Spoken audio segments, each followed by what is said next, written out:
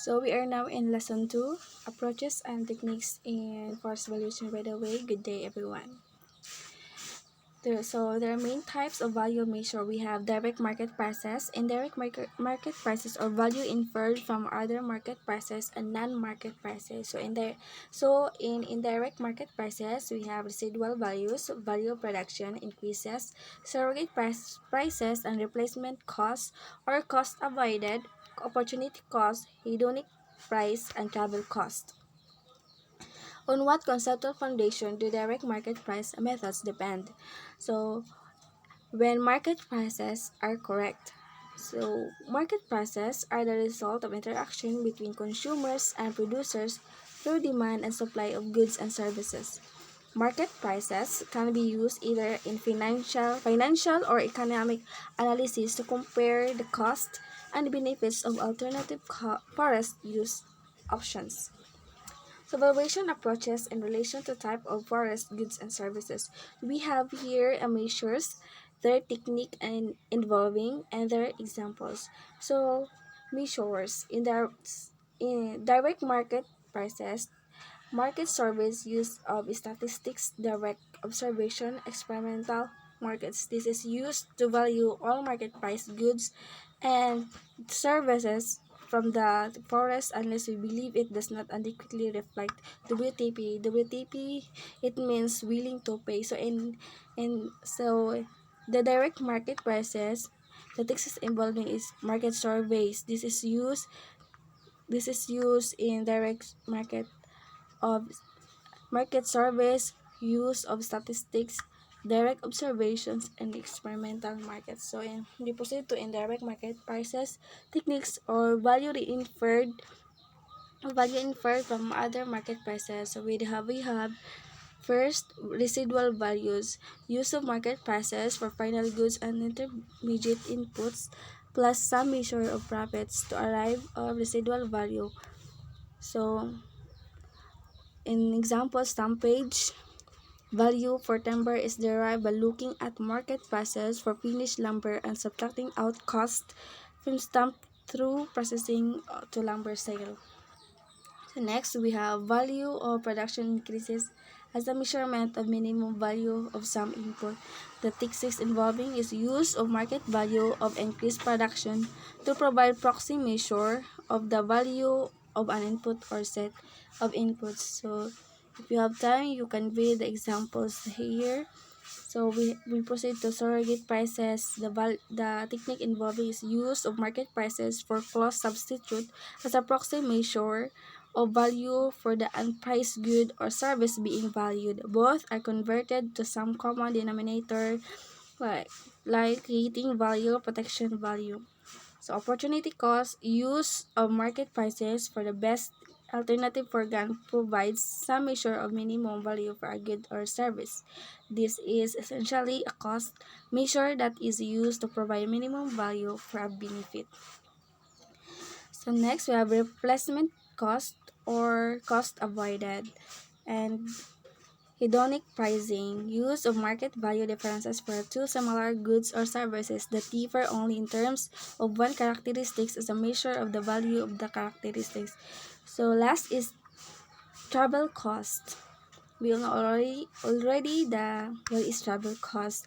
The examples of it is differences in market price, cost of trips by different users as reserve are used to value nature-based tourism based on differences in use rates in relation to differences in trip cost.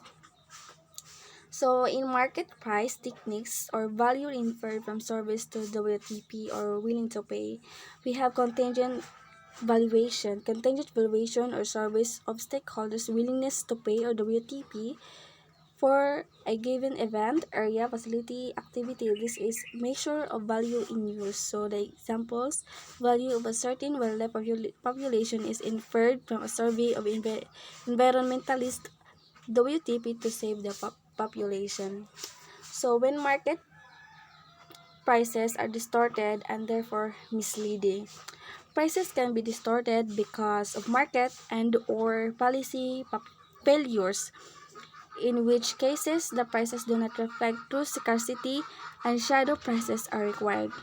Distortions are generally because of taxes, subsidized, administratively set exchange rates, or mandated wage of interest rates. So, when the market prices are distorted, there is a shadow prices. So, according to Grayson et al. 1987, recommend caution in the use of shadow prices and place of market prices, arguing that market prices. So in Grayson et al., they recommend the caution in use the shadow prices in place of market prices. So are often most readily accepted by decision makers than are artificial values derived by the analysis. Are generally essay to observe both at a single point and over time, reflect the decision or many buyers, whereas calculating shadow prices are often rely just on the judgment of the analyst. There are considerations when using direct prices. So here are the considerations when we are using the direct prices. So direct prices are relatively easy to obtain. There have been many surveys of market prices from different goods and services provided by the forest. However, not all forest goods and services are traded, including most environmental ones. There are markets where there is bargaining between traders and sellers, and hence no fixed publicity stated price exists, and observed prices may be of past transaction and outdated and may or may not reflect current or future conditions, whereas for most project prices are needed for future situation. So remember the considerations when we are using direct prices. So indirect surrogate market price measures. The indirect market price valuation approach uses information about surrogate markets to input or enter the value of a related non-marketed good or service. In other words, it attempts to draw inferences from observed market-based information. They are indirect because they do not depend on people's direct responses to prices for the good or service being valued. Hedonic pricing method. Mendelssohn and Markstrom, 1988, stated that the hedonic price method was originally designed as a measure of the quality difference among goods. It gradually became a tool to measure the value of goods attributes. It assumes that people choose specific goods because of their objective characteristics. Opportunity cost technique. This technique estimates the value of opportunities for gain in providing a particular good or service. It assumes that the value of the desired good or service is at least equal to the value of the best alternative for gain to obtain it. So replacement cost or cost avoided. These methods are generally used where damage has occurred. They look at the cost of replacing or restoring our damaged asset to its original state and use this cost as a measure of the benefit of restoration.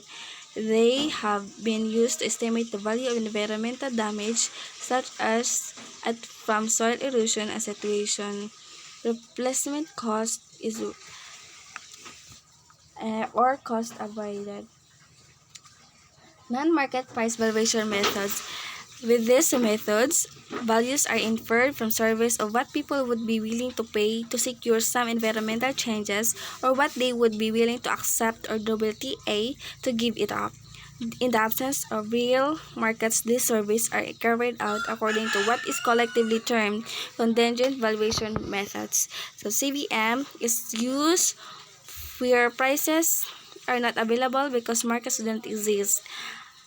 are not well developed or where there are no alternative markets. According to Hutchinson et al. 1995, the CBM directly elicits people's views to determine how much they might be willing to pay for a resource or service, or how much compensation they would be willing to accept if they were deprived of the same resources. So that's it of our report lesson 2. That's all. Thank you.